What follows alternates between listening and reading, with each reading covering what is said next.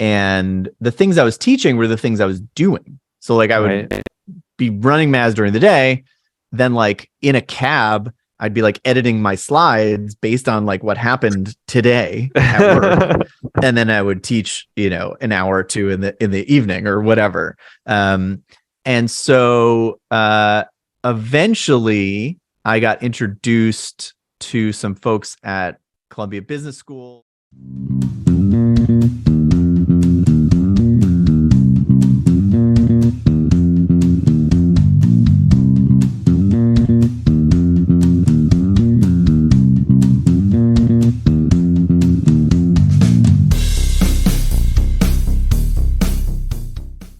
Today we have Paul Canetti, and Paul is a product designer, an expert. He's founded several and exited successfully several companies, including MAZ, which I interned for long ago. And he's consulted with brands as wide-ranging as TikTok, L'Oreal, General Electric, and Citigroup. Paul also teaches at Columbia Business School, lecturing on a wide range of topics around product management and strategy across tech industries. And on top of all that, he's building up his own media house, or shall I say empire, with newsletters, podcasts, and online courses. So he's a very experienced entrepreneur. He's a master in several of his disciplines, and we're honored to have him on the show. Paul, welcome to the Craft Podcast.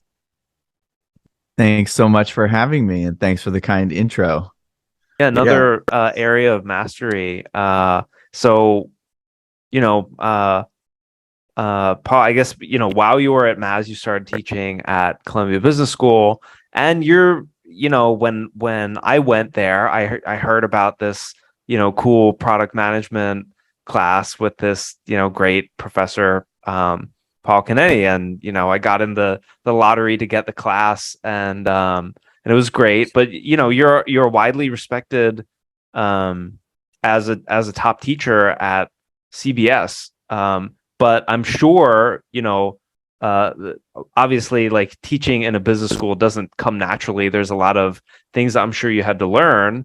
Maybe your interest started when you were a graduating philosophy student and considering the path of professorship. But, what are the components of mastering teaching in a business school context, and how did you learn them over time?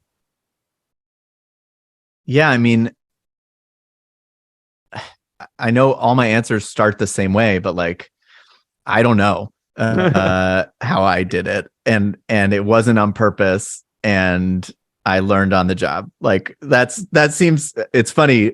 I'm hearing myself saying it again and again, but that really is the story of like every sort of branch of my career tree is like, I don't know. I just kind of figured it out. Like, and it took a long time to get over this particular imposter syndrome of being a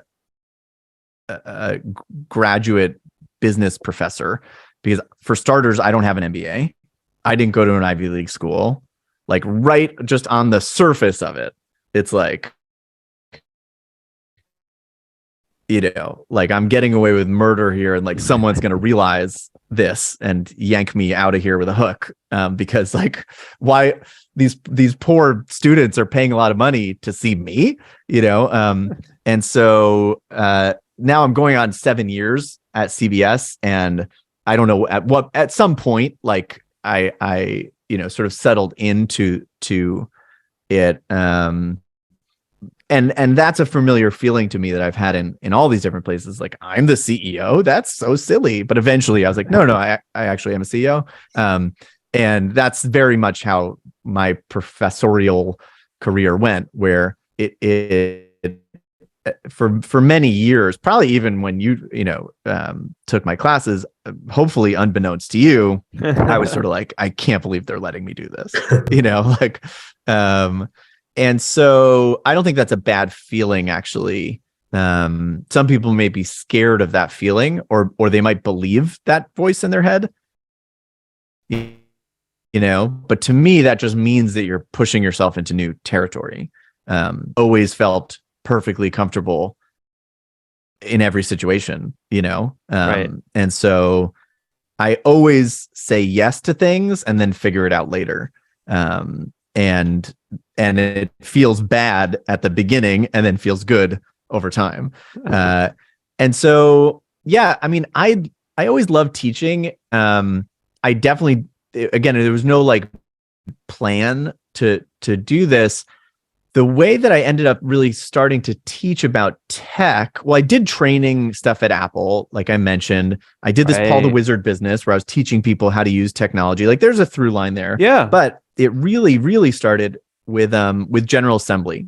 And I don't know if you guys are familiar with General Assembly, but when they started in New York, they had a single location in Flatiron that actually was when their initial business model was basically like what WeWork ended up being. It was a co-working space for startups. And so this became sort of like an epicenter for all startup activity, VC activity. We didn't have enough money to actually like work there, like to lease desks, but I would just like sort of hang around the lobby. And what they started to do was offer these classes where people that were working there would basically sort of share their skills. So it's like an engineer from startup A would teach a course in the evening for an hour to, the other startups in the building, and then a designer from startup B, whatever.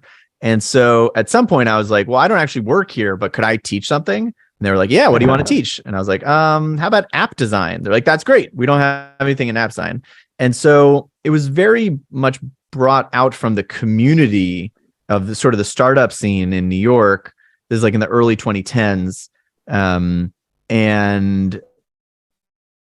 And everyone just sort of sharing with each other. And I was going to classes and learning, and I was teaching classes and teaching. And it was sort of the symbiotic thing. Eventually, GA realized that's something we could sell. They ditched the co-working and went all in on education and started doing these certification courses.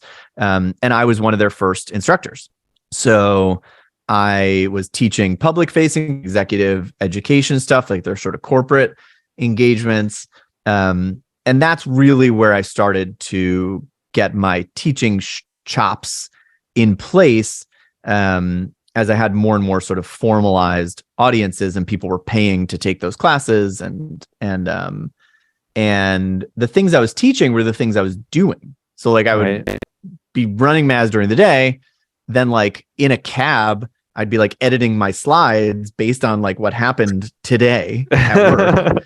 And then I would teach, an hour or two in the evening or whatever. And so eventually I got introduced to some folks at Columbia Business School. And there's another amazing faculty member there, Angela Lee, who was an angel investor in MAZ. And she sort of mentioned to me they're thinking about building some sort of course around product management or user experience. Is that something that could be interesting? And even from there, it was a years-long process of sort of getting there, because I think they sort of looked at me and just like I saw myself, they were like, this guy, like, he doesn't have a PhD. He doesn't have any published research. He's never taught in a university, and my pitch was sort of like, well, it doesn't need to be me, but if you want to teach these topics,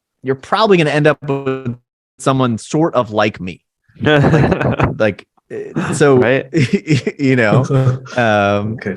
And so they let me sort of try it out, and there's sort of like a trial period. I don't remember exactly, like a couple of semesters. But it was a long process, even just to get to the starting line there. And, at the beginning, when I would sort of ask the MBAs in my class, like, okay, who here is interested in a career in tech? Maybe one or two hands would go up. And now it's like almost the whole class, Yeah. So I think the school was really smart to sort of see that, and to start sort of carving out, like a path there. And now this semester, which starts next week, I'm teaching a full semester product management course. And it's one of, I think, 3 or 4 sections being offered simultaneously. So there's like huge demand for this. And it's been really amazing, not only to teach there, but to help build out the whole sort of product management, like curriculum and program. And there's sort of multiple adjacent courses. Now we have this product management lab. And we got this great guy from Google, actually, Chris LaSala, to come and teach that. And he's now on the full-time faculty. And so, yeah, it's been amazing to sort of see that progress. But like everything else, it happened just very organically.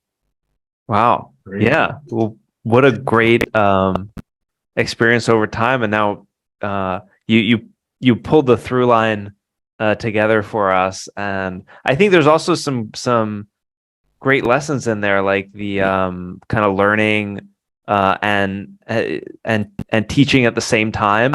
Like in a similar context, you could probably learn a lot from those experiences. And then the fast iterations, like teaching what you taught and what you were learning yourself that day, because I'm guessing through that you could just get a lot of reps in creating content and figuring out, what's good content for a class, what's a good way to teach stuff, and what isn't. So I know we're coming up at time. We want to be respectful of your time, Paul. This was amazing. As we wrap up, just any last things you want to share, particularly like how should folks follow you and learn more about what you're up to? Yeah, thanks so much for having me. I guess as far as sort of closing thoughts or whatever, just reflecting on what you just said, Dan, like the learning piece is the most important piece. You can't teach something if you don't know it. You can't build something if you don't know about it. Like you have to be the student always. And in order to do any of the things we've been talking about, Yeah.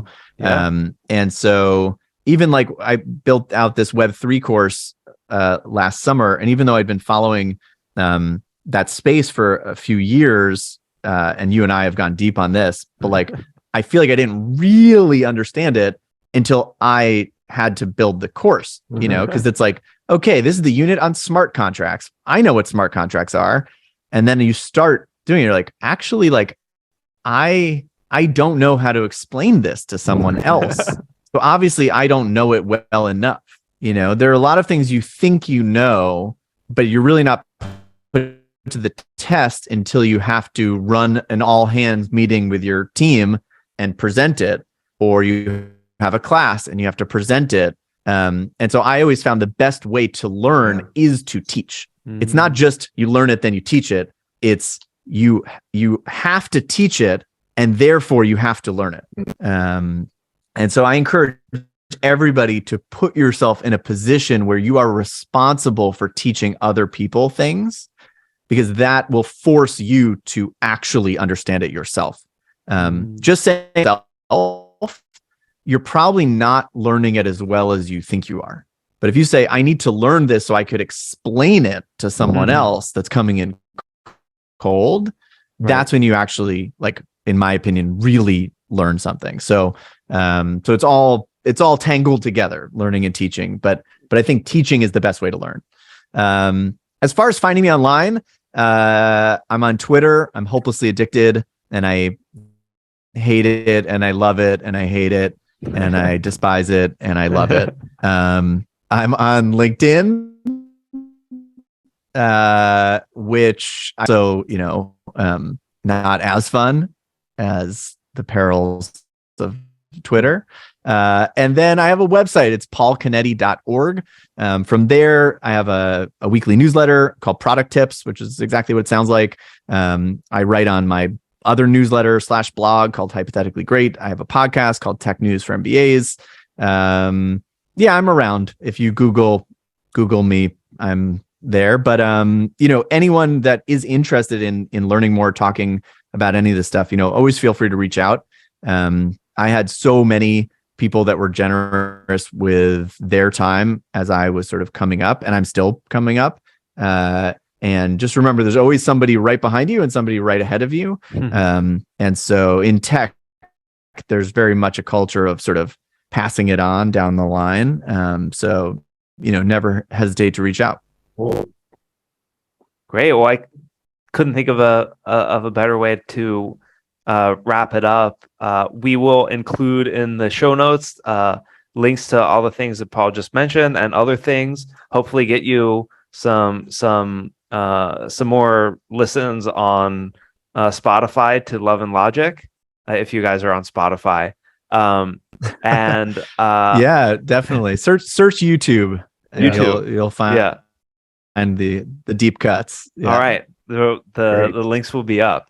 So our guest today has been Paul Canetti. Paul, thanks so much for being part of the Craft, and thank you all for listening to the Craft podcast. For more links and information about this episode, or to listen to more episodes, you can search for the Craft podcast by Daniel Tedesco and Michael Du on YouTube or anywhere you get your podcasts. We'll see you next time. And until then, keep crafting. And of course, keep learning and keep teaching.